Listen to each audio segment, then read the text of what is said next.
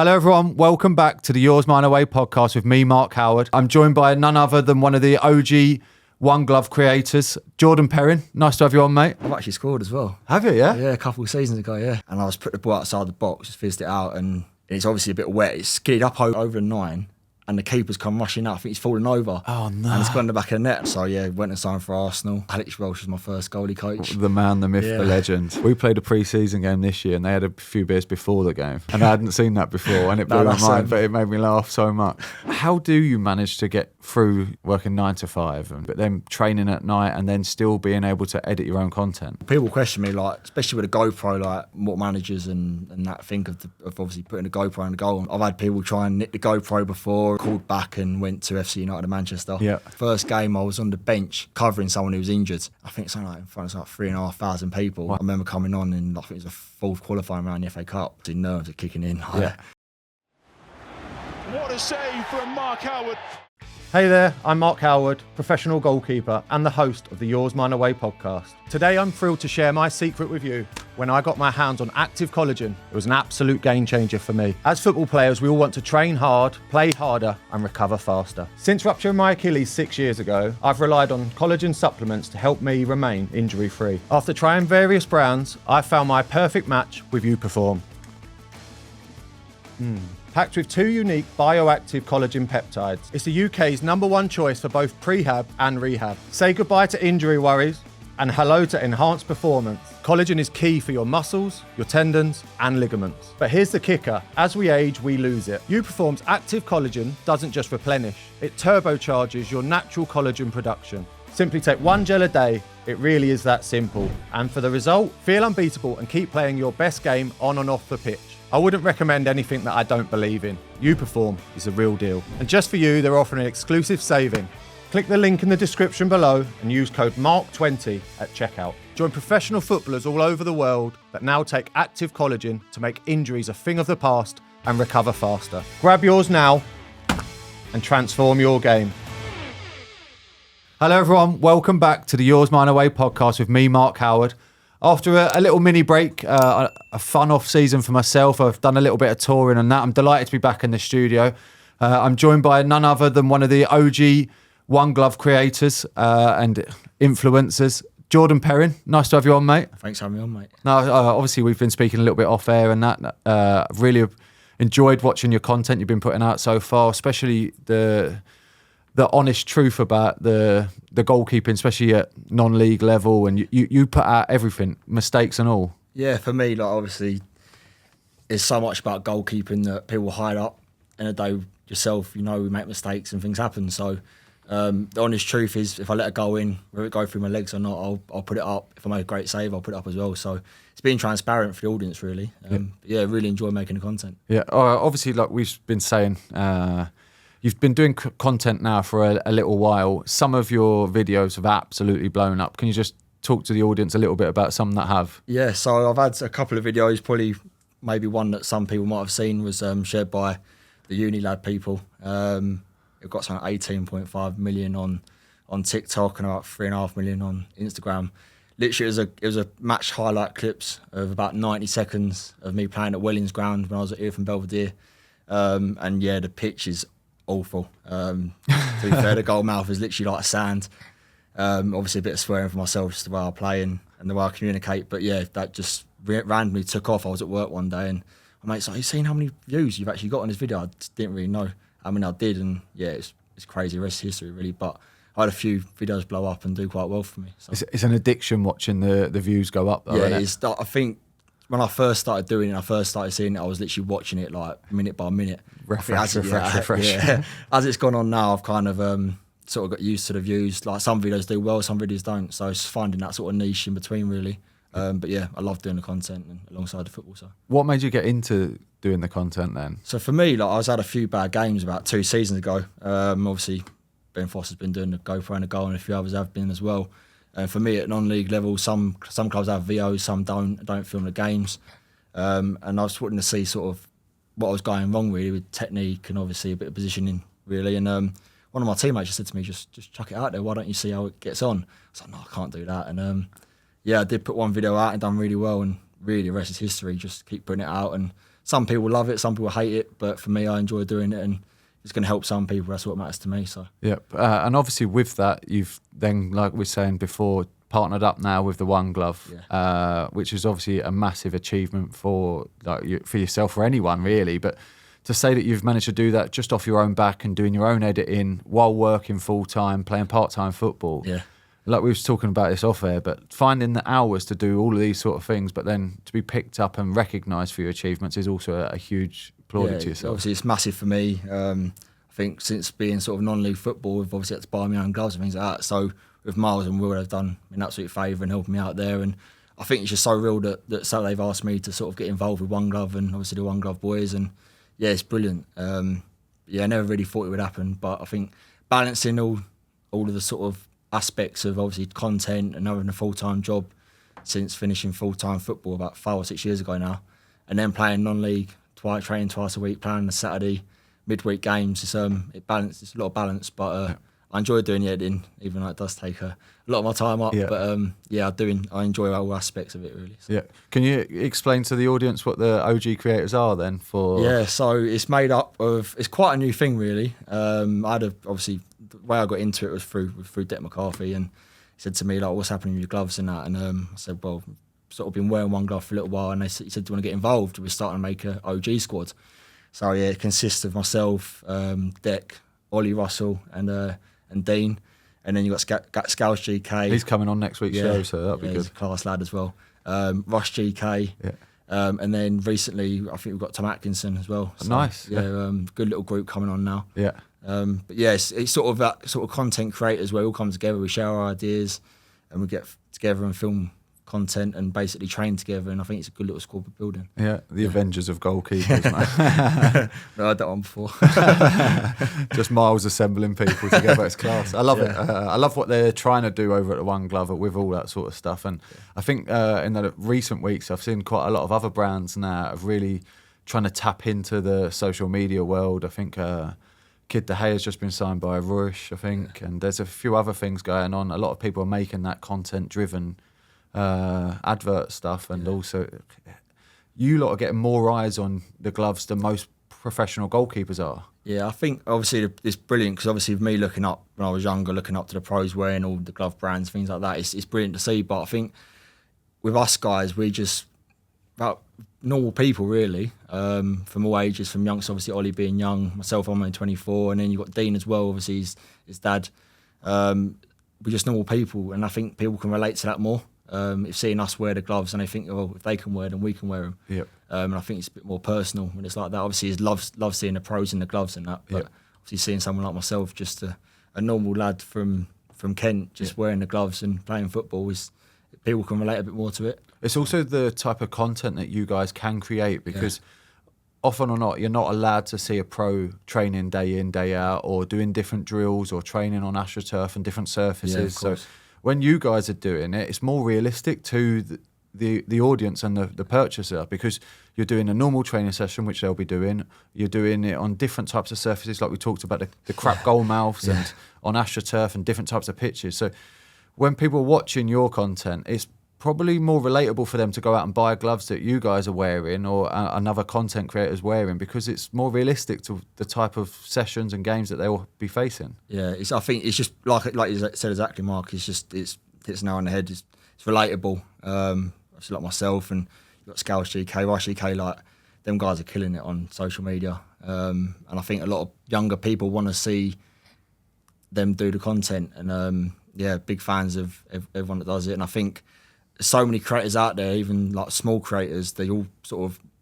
I've got a group chat with 4 guys who got me into doing the sort of GoPro stuff, and it's just bouncing off each other, sharing ideas, and obviously other brands are doing it as well. And I think it's a new sort of form of goalkeeping that obviously when I was younger you wouldn't have seen all this sort of social media, and obviously everyone's got social media nowadays, and it's good to see sort of the content getting out there. Really, what's the comment section like in your videos?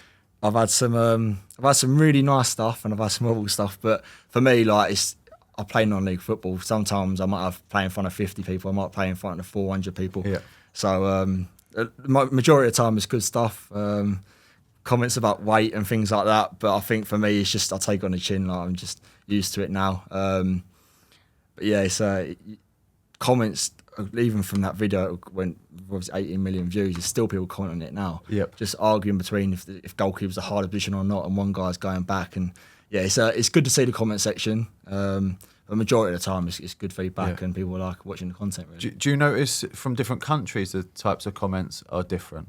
Obviously, with Instagram, you can translate, and I think recently TikTok you can translate. Yeah. But sometimes I'm trying to reply, obviously want to try and respond to as many people as possible, and can't understand. So, but yeah, some of the places that the content's been, like some of the countries I've not even heard of before. But it's good to see that it's not just England, America, or the big countries that are seeing the content. It's the smaller countries as well. Yep. And it's just sort of going worldwide, really. So if it can help someone and inspire someone to wear gloves or get involved in goalkeeping, then I'm happy with that. All right, love that. Right, I've got a couple of quick fire questions for you. Yeah. Catch or parry? Catch. Yeah, it's nice and simple. Tea or coffee? Tea normally. If it's an You early sound morning, like a it's coffee. tea drinker. I think it's just your accent. I think. Yeah, tea. I say that Yorkshire tea though. Yeah. Yeah, from living nice. up in Wigan. Yeah, Yorkshire Yeah, tea. of course. Yeah, you did. Yeah. Play it short or kick it long? Play short. Yeah. Yeah. Modern goalie. Yeah. Your favourite ever goalkeeper? For me, I think Jack Butland. So when I was younger, I looked up to Jack Butland. I think good shout. because of his technique and the way he is. A lot of people would say the bigger names. There's no disrespect to Jack, but like for me, it's something I looked up to. Like I think his technique's brilliant. Obviously, watching the England goalkeeper training videos, he's been involved in that, and I think he's more relatable as I've sort of got older. And I think he's just a great all-round keeper, really. Yeah. To be fair, I don't think a lot of people realised how good he was, and especially with 2 feet as well. I think he went a full season kicking with his weaker foot. He did, yeah. Because of an injury. He's society it'll kick long with his weaker foot. Yeah. It's crazy. And honestly. that's so hard to do consistently over a season as well. Like, I think you could get through a game or 2 games before someone goes, by the way, kicking's not up to scratching anymore. Yeah. But for him to have been able to do that for a full season, it's a good shout. I like that. It's a great answer. Who's the best goalie in the world right now? There's a few in the mix. There is a few, isn't there? Obviously, you've got Alisson Edison, who just unreal this season and the season before, and what they've been like. But I think if it weren't for the injury, I think Courtois. Yep. I think he's just all round great goalkeeper. Obviously, come back in the Champions League final and he's brilliant, really. So. I'll probably say Courtois. It'll be interesting to see the transfers this summer because obviously there's links with Edison and Alisson both to go Saudi. Where they go. But then even Chelsea are looking. I think they've just signed a number 1 because they were after Lunin. But what happens to Kepa? He's been training with their 21s. I know. Yeah, I don't know. There'll be a lot of movement so far. Yeah. So that'll be interesting to follow. Are you a long sleeve shirt or a short sleeve shirt? I'm a short sleeve on grass, and then I'll wear a short sleeve on Under Armour. Yeah, definitely. Your favourite stadium you've ever played at? I've played at a few actually. I played the Emirates when I was younger, under 16s. I think it was against West Ham. I think I played it twice, West Ham, and I think it was Reading. End of season sort of games, and Emirates is unreal. Yeah, but, some stadiums. Yes, unbelievable. Right, and then last question is the last minute penalty save, and you win the game, or go up and score the winning goal. I think Garfin scored a winning goal. Has to be. It's the only answer. I've actually scored as well. Have you? Yeah. Yeah, a couple of seasons ago. Yeah. Nice. Talk us through this then. It was a really weird one. We was playing 3 bridges away, and I think we was 1-0 up. I think they just backed off. I think because we were playing out so well, and I was put the ball outside the box, just fizzed it out, and sort of kicked it a bit long to aim for number 9. Yeah. And it's obviously a bit wet. It's skidded up over the 9. And the keeper's come rushing out. I think he's fallen over. Oh no! And it's gone in the back of the net. And I didn't even celebrate because I didn't actually know how to react. But that's one memory I've got. That's actually, class. That's the dream. Unreal, That. Yeah. Did you get that on video as well? I've got it on. It's on the VO. So yeah, it's not quite made the socials yet. Oh, you need to get that out there now, surely. Right, I want to go back to the very start then. How did you get into goalkeeping, and how young were you? Yeah, so for me, like I'm not come from a background to family who played much football really. My old man was motorsport, and my granddad was as well. So for me, like when my old man saying to me in the garden, I used to kick a ball around. He said, "You ain't never going to play football." But about the age of 4 or 5, I went to sort of a creche local to me for a team called Wigmore, and I was always quite tall for my age, so. So we need a defender. Would you mind, like, if your son plays defender? My dad didn't really mind, really, just because I was big. So I spent about 2 weeks in the defence, and they've asked if I wanted to go and goal because I had no goalkeeper.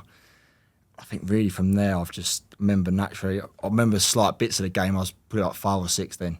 Little glimpse of obviously remembering it, and yeah, natural set position, making saves, and just going for the ball all the time really. And yeah, that's sort of where it all started really. Did you at that moment realise you had a bug for it, or did you realise there was something different about playing in goal? I used to love.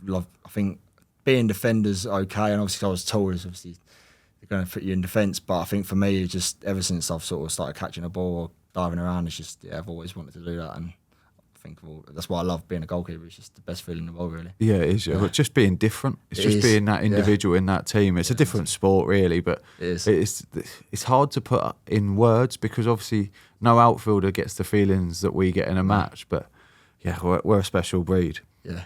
So from playing like Sunday League football and that, and then you end up getting scouted by quite a few teams, didn't you? Yeah, so I was actually for a team Wigmore. I think it was only 6 aside at the time, and 4 of us got picked to go to like a Chelsea development team, and yeah, did some trials with them at Kidbrooke, and then got asked to go up to Cobham and train with under 7s or 8s at the time, and yeah, just sort of trained with them, played some games with them.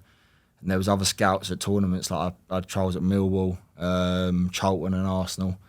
Yeah, so I sort of balanced a few of the clubs around. There's obviously still playing Sunday League football until the age of 9, obviously, and you start signing your contracts.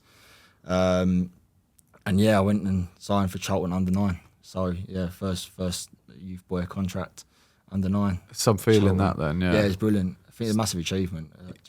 So when you're out on trial for other clubs, yeah. Was there like a rejection thing, or was there like you just kept on getting different trials and trying to take different opportunities? So I had a few offers, but before I was under 9, I actually got asked to sign for Arsenal under 9, but I'd already signed for Charlton. Oh right, okay. So my old man got home from the signing evening at Charlton at the Valley, and there was a voice note on the answer machine and said like, "Oh yeah, we really want to sign Jordan for this season coming up." No way. The old man obviously told me later on. Obviously Arsenal were after me, but yeah, with Millwall and Chelsea, I think it just didn't quite work out there. But obviously I had options to fall back on, and obviously playing for Charlton's a great club. With youths are brilliant at Charlton. They've produced a lot of goalkeepers through Charlton as well. Really good goalkeepers, and so and then I spent nearly a year at Charlton, and then obviously I had a conversation after the year contract to go to Arsenal. So yeah, went and signed for Arsenal. I had Alex Welsh as my first goalie coach. The man, the myth, the legend. What a guy. Legend. So I spent, I think, 6 years at Arsenal from 10s to 16s. So I had Smelty in there, Lee Smelt as well. Yeah. As my goalie coach. And I've worked with some great goalie coaches over the time. A couple of great people to learn off that. Massively, yeah. What did you think about when I came through at Arsenal, I've said it before, but I always thought of it as like, I'm here to learn. It's like an education. It's like going to a good school. I never thought that there was ever going to be a pathway. And I think that has been a problem for Arsenal's goalkeepers of the last 20 years since Graham Stack and Stuart Taylor. I think massively, like Arsenal's a fantastic, obviously I'm an Arsenal fan, so for me it was brilliant to obviously be part of the academy and that, but exactly like you said, obviously when I got to 16 and there was goalkeepers coming in from abroad and obviously other goalkeepers from big clubs as well. So when it come to crunch time for the scholarships, obviously I wasn't successful to get one. So for me, it's a great place to learn. Obviously one of the best clubs in the world, and it is what it is really. I think, fantastic club, but at the same time there is a time to move on, and I think that's what I did. And I moved on to a smaller club because I think my development there was good. I could take into a different type of game, really. Yep. So then you signed for Wigan? Yeah, signed for Wigan. Moved up north. Sunny north.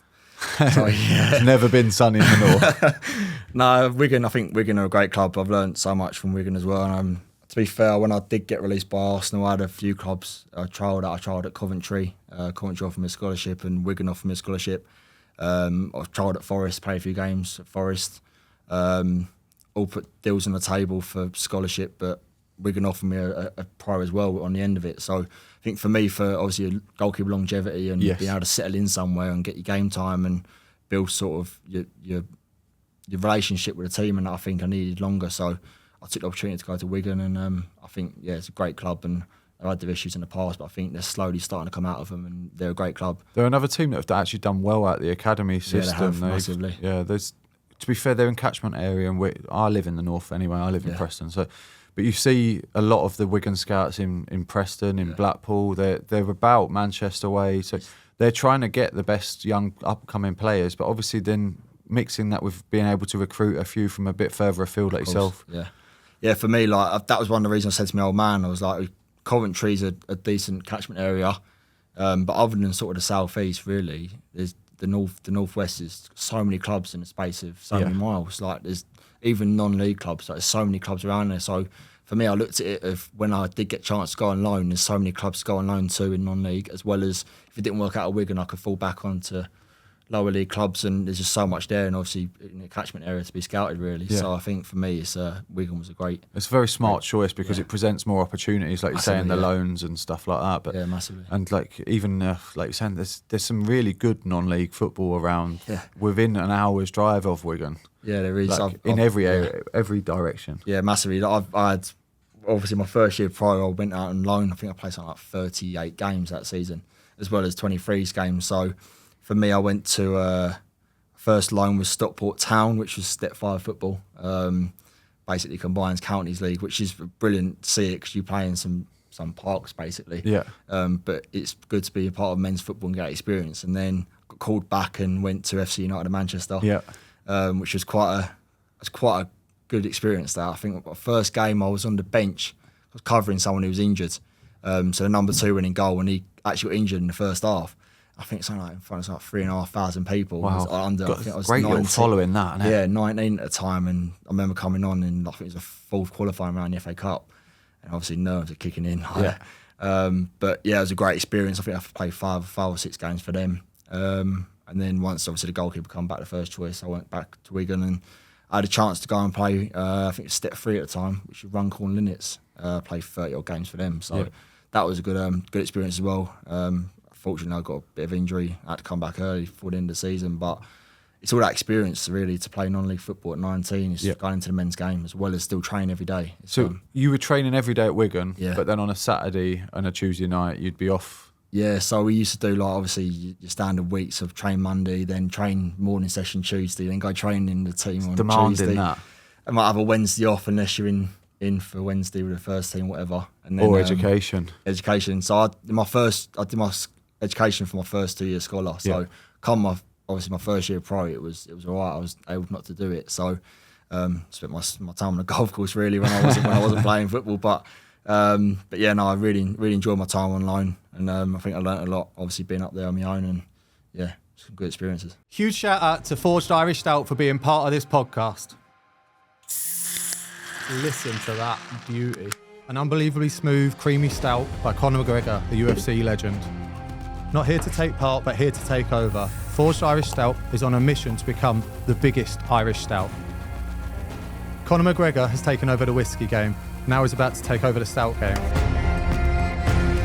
Me and my guests will be enjoying a few cans in the next few episodes. If you fancy checking it out too, make sure you hit the description below and find out where you can get Forged Irish Stout.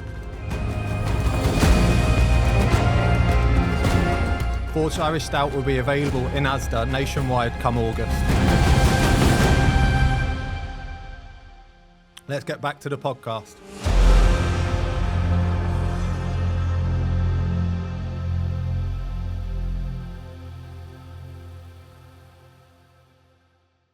So then from Wigan, being a professional footballer, you've then taken a step backwards almost, as in going back to semi-pro football. Yeah. What was that transition like? Because obviously going from training every day of the week to then going back to part-time football, how's that, like the demand on yourself? Because obviously you're still putting yourself under pressure because you still want to play at the highest level. Even like now I can tell you're still so passionate to keep pushing on. How is those conversations with your family? And like for me, obviously I was living away from home, like 250 miles away, and it hit me hard. Like when I got released from Wigan, they said not going to renew your contract. It was a bit like a bit of a kick in the teeth, really. Like what am I going to do now? So I had a few trials. I went to Barnet and Exeter. Unfortunately, it didn't work out. It said they were going to offer me something. Football's football. But yeah, it didn't work out. And I come home and my old man's a project manager in construction and sort of need to work and make a bit of money. So for me, I sort of went and worked with him as well as playing part-time football. So I played for Sittingbourne, which is a local team to me. I think it was step 4 at the time. And just playing playing sort of training twice a week and then playing the Saturday. But for me, because I was so used to playing full time and obviously being trained every day, I basically took it on myself to train evenings. And as a goalie coach I've been training with in Hackney, he's not been a goalie coach really at any club. He's just been a goalie coach that I've always worked with since I was younger. His two boys are actually Corey Adai is Yes. Yeah, he's his son. So for me, that's like, his son. Yeah, he's just his moved son. to Stockport County, hasn't Yeah, he? he has. Yeah, it's a good move for him. So, but yeah, Kenny, I've worked with Kenny for years, and obviously when I worked with him before I went to Wigan, and when I come back, I was like, Ken, I still need to train and still want to keep the workload up. So I said to him, like, we used to train like Monday nights and Friday nights, as well as training Tuesday and Thursday with the team and playing Saturday. And then unfortunately COVID hit, and obviously everything locked down, and yeah, sort of gone from keeping up momentum, obviously out of full-time football into obviously COVID, and then yeah, sort of. Do you feel like COVID has played a part in your career? Because obviously, I always talk about there's a really hard transition period when you're first or second year pro, and people are untrustworthy of goalkeepers at that age to play first team football, especially professionally. So like I had to go to Scotland to go and get games, and you have to put yourself out there a little bit, and it's always tough. So some like to stay at home. You've clearly moved away to Wigan and you tried that venture. There's this really hard period, I would say, in professional goalkeeping and semi-pro, from like 18 to 23, where you're inexperienced, that no one trusts you, but you can't get experience because no one trusts you. Yeah, I think it's hard. Obviously, for me, I was quite lucky. Like with Sittingbourne, is a lad I went to school with, and he knew Sittingbourne was looking for a goalkeeper, and I remember the gaffer at the time he was in and out with Dover doing his stuff with the academy, and obviously my mate said to him, like, I've got a goalkeeper, he got raised by Wigan. He obviously just wants to get back in and get some game time or just being around sort of the men's football. And yeah, the guy, Chris Lynch, took a chance on me, and yeah, he's a brilliant guy, and I think really thankful for him to give me a chance to play for Sittingbourne. I think I played something like, before the first lockdown, I played something like 32 games at Sittingbourne, and obviously lockdown, and re-signed for the following season. And yeah, obviously got locked down by that Christmas, so I played another, I think, 15, 16 games before Christmas. But yeah, it's hard. I think between sort of 19 and 23, it's quite hard to obviously get games. Like, there's lads who are older than me now. I'm quite lucky. I think I've played nearly 250 games. Played a lot of games. Non-league games. So I've been quite lucky, I think. And I've stayed at a small amount of clubs really, non-league. So I think for obviously the young lads coming up, and obviously you've got pros going out on loan as well, young pros, and there's only so many positions really to obviously take up really. So yeah, it's a difficult sort of period between that 19 and sort of 24. Yep. So also, I want to talk to you about the contracts in non-league and the insecurities around a lot of them. Obviously, player power isn't really high on the agenda when you're semi-pro, is it? No, it's a weird one. Obviously, non-league is, if you're lucky enough, you get contracted players. I've a few opportunities I could have gone on contract, but for me, I think it's security of obviously being paid all the time. But for me, because I've got a full-time job, it's not so much security. Like obviously, I want to be playing football. So if I'm not playing somewhere, I've got the freedom to sort of go and play football elsewhere. Yep. To be fair, whatever level it is, I played from step 5 up to step 3. So obviously step 2 when I was at Wigan. So for me, it's sort of having that sort of flexibility to be able to change sort of clubs. But I can get that some people, it is difficult. If you rely on the money, you rely on sort of a living really. Because if you're not contracted, they can just drop you straight like that. So it is difficult. There's been times previously that I've just said, you're not, just drop you. And you're like, well, what's happening now? What can I do? But that's why I kind of like not doing the non-contract, because I can just sort of move around if I need to and still be able to play as many games as possible. So for me, that's what matters really. I just want to be playing football. So, but obviously people that rely on money and things like that, it's a bit, it can be quite difficult. So really, with the security of having a full-time job, you know that you've got something to fall back on. I think, for me, like obviously I've got a full-time job, so in terms of income, it's not too bad. Obviously football, the money's just a little bit on the side really. So, but for me, I just want to be playing football. If I'm only playing football and I'm enjoying my football, like last year I had to take a step down to step 5. Like Whitspur are a great club and they shouldn't be where they are. But for me, as long as I was enjoying my football and playing football, it didn't matter to me. Yeah, right. And then now you've signed for Sevenoaks. Yeah. You've literally just signed. You've done your pre-season. Yeah. Are you looking forward to the season starting? Yeah, I can't wait. Yeah. I think I used to, when I was younger, and obviously I was obviously a scholar, and I used to like the break. But I think as I've got older, I'm just love doing playing goal really. So that 6, 7 weeks off, I'm just itching to get back. So obviously with the content, it's good because I can get out and train with the guys that obviously I train with, and there's so many content creators now that I'll link up with, and through off season, it's that sort of time where everyone's not playing football, they can meet up and Got more time to do exactly stuff. that. So, but yeah, I'm looking forward to the season. I think Sevenoaks are a club where they're on the way up, putting a lot of money into the investment of the youth and things like that, and the facilities. And I think Sevenoaks is a great club. I think they've always been a great club, and really looking forward to the season starting. We were talking off air about pre-season and that. Obviously for goalkeepers it's slightly different and for the different levels, but we only do like a 3 or you do a 4 or 5 week pre-season, but you've actually done longer, but because you're doing evenings. Yeah. How do they top up those players so they're ready, or don't they? It's the thing. I think when you're in non-league, you're kind of left to your own devices because you're not on contract. Yes. Like you're not expected to do the same as what you would do as a pro. Yep. So for really, it's down to your own mentality. So obviously for me, I've obviously always been drilled in to keep fit and do my extras really. So for me, it works out quite well where if I'm not training, I'll go to the gym, or if I'm not going to the gym, I'll go and do filming some content as well as training. So or even just go for a run or something like that. Yep. So it you do notice who's been doing the work and who's not. But for my pre-seasons are quite. I like being intense first 2 or 3 weeks, and then as you sort of get towards the sort of start of the season, you start putting your Match prep stuff, match prep, technical stuff. And I think with Sevenoaks and the team we've got this year, they read into teams you're playing, which is brilliant because it's like a full-time setup, which is brilliant. So I think you're excited to get going this season. So what's the non-league mentality of the dressing rooms like? it's good. The banter's it's like a bit like a non-league dressing room, like a pro dressing room really. Obviously, after the game, you go for a couple of beers and things like that. So we played a pre-season game this year, and they had a few beers before the game. did they? Yeah. No way. And I hadn't seen that before, and it blew my that's, mind, but it made me laugh so much. That's brilliant. No, I think but that's like I think obviously you still do your fines as you do in the professional game, and obviously you're expected to be in the bar till 6 after just having a drink with everyone. It's a socialising because at the end of the day you only get so many days in a week to be together. Because everyone's got a job or they do other stuff, so it's good to sort of be together and obviously have a drink after the game, or if, like tonight we're going for a bit of team bonding after. So it's good. But I think this team this year has been really good, sort of close knit. It's a brand new group. I think there's only one lad stayed from last season, so it's a brand new group, and I think we've all gelled quite well considering we've only had I think it's 6-7 weeks. So. Oh, excellent! Right. So, and then I also want to ask you about juggling a full-time job, playing part-time, and the content creating.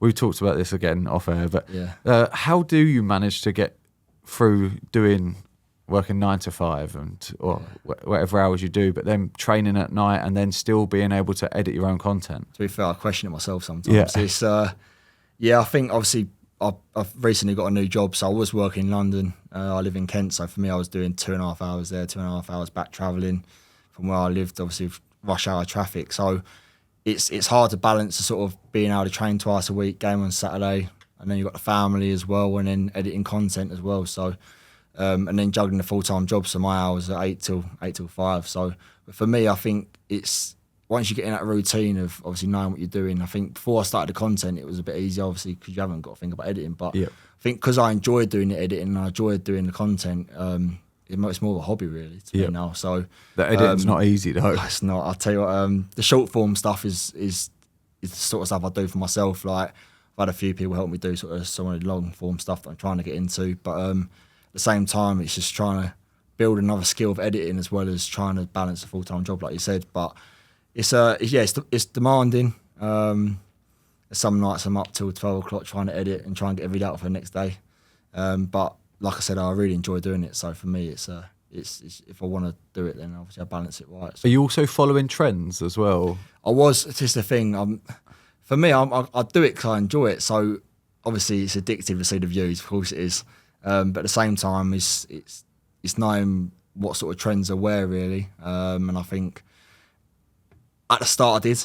As I've sort of gone on, I think I know where sort of my niche and what I do. So all my match content does better than my training content. Yep. So I'm mainly focusing on my match content. It does well for me because really that's not too much work for me because I play the game. Yep. I'll look back at my game anyway, see how I got on and what I can improve on, and I've just cut it all up and put it all together, which is it's a bit easier to do. But obviously the long form stuff where you go in and plan a session and then going out and finding the people to do it and then having the time to edit it, film it and edit it. It's very time consuming, but it's good fun. Yeah. It fascinates me how you can do all of that sort of stuff and still concentrate on playing and trying to be the best you can be and work as well. And there ain't enough hours in a day sometimes. People question me, like, especially with a GoPro, like we obviously spoke about off air, like what managers and that think of obviously putting a GoPro in the goal. And for me, like, I do it once the GoPro is in the goal, I don't think about it. Like if it falls out, there's been games where I haven't been able to put up because the ball's either hit from going in the goal or I've had people try and nick the GoPro before. And, but I just let, once I'm in the game, I'm just focusing on what I've got to do and try and keep the ball out of the net really. So, but yeah. You see like Ollie Russell as well. So like obviously his dad Dean just helps massively with sort of the camera sort of stuff. And Ollie can just play the game and his dad stood behind the goal regardless, coaching and cheering him on. And like I think, oh, that's easy. Like if you have someone else to do the operating stuff for you, you don't even know it's happening, do you? But when you actually, I remember seeing Fozzie multiple times before the game. He'd do his intro and he'd then run out, put in the goal, and he'd be like setting it up for a few minutes before, making sure the angle was right. Yeah. And like you said, first shot would go in, it'd hit the camera over, and you're like, everything you've just done, either the battery's going to fail now, or like you're going to lose the footage. Camera's turned upside down for the next half an hour of a game, and you're like, typical. There's been a few times where I've had a worldie game. And it's not till half time I realised that it's either falling over in the wind or it's turned off. And I'm like, oh no, I've not got the content. But for me, it's didn't give it a first thought either, by the way, someone's stealing it. No, to be fair, like you don't, because obviously you're so engrossed in the game, you're not thinking about obviously the GoPro behind you. But it's obviously I tried doing the sort of long form content. That's what I first started doing, was obviously YouTube stuff and doing match day vlogs. And I find the hardest bit is talking to the camera. I think that's the hardest part. Obviously, when you're in a conversation, it's okay. You get lots of ums and buts and things like that. You think of what you're saying, a lot of cutting and editing, but it's all good fun. Yeah, it's good. Yeah, good. Right, I want to talk a little bit about gloves now then. Yeah, cool. So obviously you're signed with the One Glove, so they're the gloves that you definitely wear, have to wear. Yeah. So what size glove are you? I'm a 9, so I'm probably more of a 10, but I like a tight fit glove. So I've even, to be fair, I've even had an 8.5 in obviously the gloves here. For I like a real tight fitting glove. I might wear a little bit of tape on my wrist, but to be fair, the wrists on these are quite nice and quite snug, narrow. so, yeah, not too wide about it. But yeah. What cut do you wear? I wear. With content as well, it's different because like Miles and Will might say, "Can you wear this sort of glove?" So, but for a game, I sort of a roll finger cut. But yeah, so I'm pretty flexible. I'm not got a preference. Obviously, I do like these gloves the best, but I'm not really bothered. I think I've worn so many gloves over my time. I can sort of chop and change. Yeah, really. exactly. So as long as I've got a feel for a glove, I'll stick with a glove. So. Yeah. And what about straps or no straps? I've had both. I think if you get the strapless right, then it's okay. Sometimes I'm taping up because it's over the top of it, underneath just to pad it out. I think because I've always worn a strap since I was younger, I just like a strap really. Yeah. I like the idea of having a strapless, like wearing marigolds, but it's strange, isn't it? Yeah, it's strange, but I think it's the way forward sometimes. I think because of the coverage of latex as well, it's a lot more sort of down your sort of forearm really. Yeah. But yeah, for me, I think I'm more sort of a strap. Have they talked about custom building you a glove for your hand shape? I've never had my hands measured professionally. It'd be very nice if they would. Yeah, but because there is a whole system. Obviously, they can measure your hands properly, and those little crappy guides that you get about how wide your hand is. On the back of the thing, you put your hand up. It's miles off that. It doesn't work. No. But obviously, they have to give some people a rough guide. Yeah, of course. It's best just try on gloves. Yeah, wear them for a bit. If you don't like them, if they don't fit you, change them. No, exactly. I think also with different brands as well, there's different sizes. So I think with One Glove, that's probably one of the most questions I get through, obviously, like my content, and that is, what size glove are you? How do they fit? Obviously, a lot of people are interested in One Glove. So, and they're pretty much true to size, really. So whatever you would do normally, they don't come up small, they don't come up big. So they're pretty much true to size. Yeah. So, but yeah, they're a lovely glove, and I really enjoy wearing them. So. Yeah. Right, I want some tips off you then. How do you look after your gloves, especially with some of the pictures that we're saying you've played on? For me, obviously, my old man obviously used to buy me gloves, so he used to be rattling to me to make sure I wash my gloves. So from a young age, even now, even with the content, I'll wash my gloves. If I'm training for an hour, I'll wash my gloves. Normally, it's easy. I take them in the shower after the game, so it's easy like that.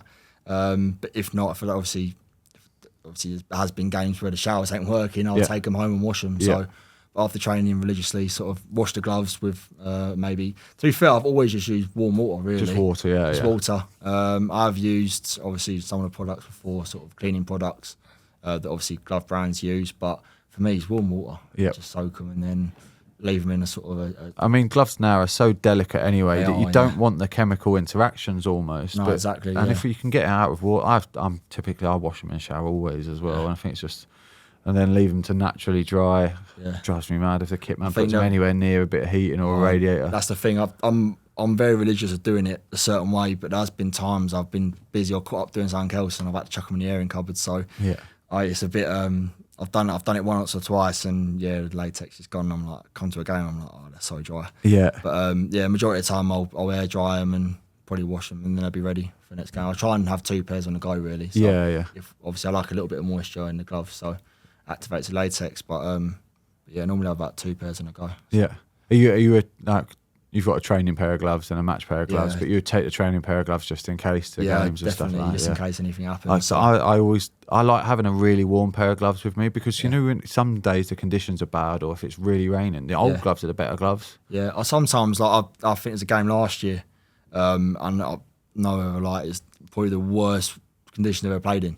I think it had rain, sleet, and sun in 90 minutes. And the first half, my gloves were absolutely drenched and trying to dry them off, but they're just so wet. But luckily, I had my training pair in the bag, and I obviously ended up coming with clean sheets. It was quite nice to change the gloves. So there are some times if I'm having not a great sort of first half, I'll change the gloves at half time. Yeah. Yeah, just a bit of superstition. But, Have you got any other superstitions or? Goalkeepers have always got habits. I say. I think I've not got many. Obviously, I said like I change gloves. I don't put my boots on a certain way. Really, I won't warm up in my match kit. I know a lot of non-league keepers wear their match shorts for the warm up.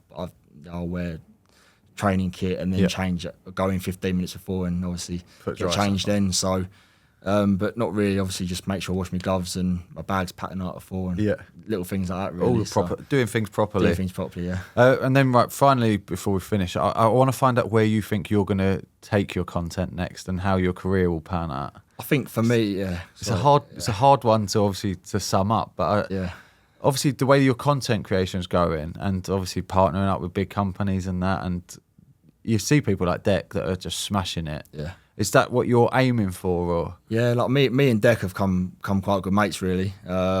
Just through, obviously, that's how I met Miles and Will, and I think we've trained together. We still live for 2.5 hours apart, so we like to train more often. But for me, I want my overall plan is within 5 years to do content full time. Yep. Or be able to, I'll do a bit of coaching as well, so to be able to balance the coaching and the content and come away from sort of my day job, really. I don't mind my job, but at the same time, I want to be involved in goalkeeping all the time and be involved with football. So for me, if I can sort of get to that sort of stage where I can go, I'm comfortable of making an income from it as well, then I can sort of make that shout. But I think at the moment it's just nice to see, like, obviously such a short space of time. I've been doing the content for a few years, but it's only since sort of January that it's really taken off, and obviously been working with One Glove since February. So it's only really not even half a year really. So I'm hoping that over the sort of next couple of years, being consistent with the content, it really takes off. But I'm really enjoying the content and getting involved in everything, really, in any opportunities possible. No, of course. Do you want to just give your social media platforms a shout out now as well? Yeah, so it's Perrin Goalkeeping on YouTube, so Instagram and on TikTok. Yeah, we'll put a link to everything in the bio and that like that. Awesome. But yeah, no. One last question before we finish is, I always finish on this, is what does goalkeeping mean to you? What does the Goalkeepers Union mean to you? For me, I think as a goalkeeper, everyone understands the highs and lows. For me, like, there'll be people that are like slating goalkeepers, but there's been probably 1 or 2 times that you might have been in the same position. So it's basically looking out for each other, and it's basically a family, really. Like, obviously, the lads I train with, youngsters, the people I've trained with who are older than me. You all sort of sing from the same hymn sheet, really. You all sort of understand each other, and you all might be a little bit mad, but I think we're sort of a big family, really. Yeah, that's exactly. I always say we're just a big family that just we know when to push each other's buttons. We know how to drive each other on, and we're competitive, but we also have that understanding of only one of us can play, and it's a difficult world out there. It's supporting each other as well. Like, there's been times I've not played, and it's about supporting another person who's is in goal, and his main objective is to obviously win the game. So if you can win and you're all being part of it, that's what matters really. So. Class, mate. Thank you very much for coming in. What a class episode. Cheers, thanks. Wish you all the best in the future as well. Thank you very much, Jordan Perrin. Massive thank you to our podcast sponsors. This has been the Yours Mine Away with me, Mark Howard.